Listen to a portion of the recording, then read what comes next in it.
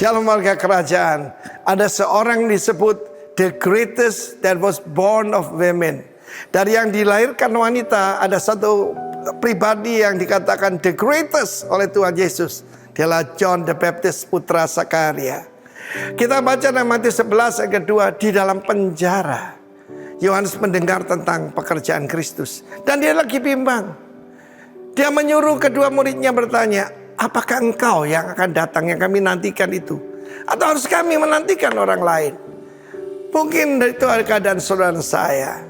Ketika Arswendo Atmowiloto ditanya keluar dari penjara, katakan satu kata, apa artinya dalam penjara? Dia berkata, yaitu ketidakberdayaan. Mungkin saat ini keadaan saudara seperti John the Baptist, dan mungkin mulai wavering, mulai bimbang, mulai goncang. Dan ini jawaban Yesus. Ya, katakan pada Yohanes apa yang kamu dengar dan kamu lihat sendiri. Ini buktinya. Ini orang buta melihat, orang lumpuh berjalan, orang kusta jadi tahir, orang tuli mendengar, orang mati dibangkitkan. Mungkin ada Lazarus saat itu di situ. Dan kepada orang miskin diberitakan kabar baik. Dan mereka kembali pada Yohanes. Dan Yohanes dengan mantap percaya bahwa Kristuslah. Karena saudaraku, dia sudah tahu bahwa dia adalah pribadi pertama yang menunjuk kepada Yesus dan berkata, pandanglah anak domba Allah yang mengangkut dosa seisi dunia. Tidak ada orang pernah mengatakan itu, bahkan malaikat pun tidak. Tapi Yohanes Pembaptis, seorang yang luar biasa, saudaraku, ya. Dan saat itu Yesus memberi komentar. Karena itu jangan menilai diri sendiri atau menilai orang lain. Biarkan Tuhan yang menilai. Seringkali saya berkata begini, murid itu tidak bisa memberi angka murid lain. Yang bisa memberi angka cuma guru, ya toh. Dan kita melihat, untuk apa kamu pergi ke padang gurun? Yohanes Pembaptis hidup dalam kesederhanaan, ya. Kita melihat baru Paus Fransiskus datang kemari dan orang kagum dengan kesederhanaannya. Saudaraku, hari ini dunia itu mengukur keberhasilan dari penampilan. Tapi Yesus melihat ke dalam hati, ya. Dia adalah yaitu pelita yang kelihatan sebentar, terang sebentar.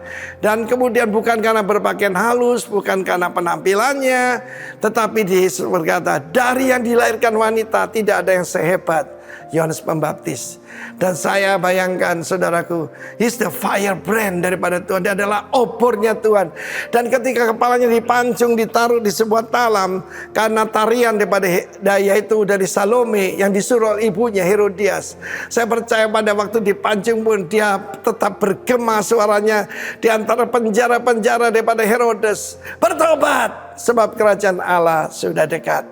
Karena itu saudara yang kasih, Yesus berkata, dari yang dilahirkan wanita tidak ada yang lebih hebat dari Yohanes Pembaptis. Tetapi yang perhatikan nih, yang terkecil dalam kerajaan surga lebih besar daripadanya.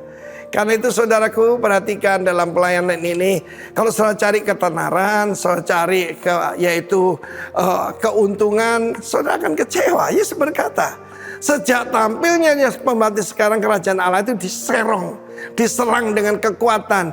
Tapi orang yang menyerongnya mencoba menguasainya. Karena itu kita harus lebih kuat daripada kuasa kegelapan. Harus lebih kuat daripada dunia, saudaraku, supaya memberikan dampak luar biasa.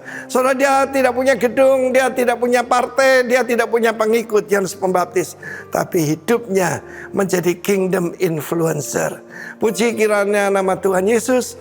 Dan kiranya kita belajar kehidupan Yohanes Pembaptis yang berkata, dia harus lebih besar dan aku harus makin kecil, makin berkurang.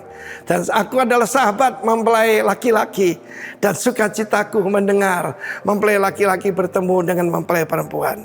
Tuhan memberkati kita warga kerajaan. God bless you. Amin.